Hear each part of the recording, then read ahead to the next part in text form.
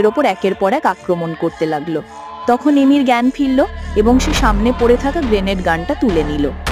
এই জীবটা তখন জোলকে তার পা দিয়ে ধরে ফেললো। জোল এমির কাছ থেকে সেই গানটা চাইলো। এমি তাড়াতাড়ি তাকে বন্দুক দিল আর জোল ট্রিগার টিপতে যাচ্ছিল, কিন্তু তখন সে কাঁকড়ার চোখের দিকে তাকালো। হঠাৎ করে জোলের মনে পড়লো মিনোর কথা। কোনো জীব খারাপ কিনা তার চোখ দেখে বোঝা যায়।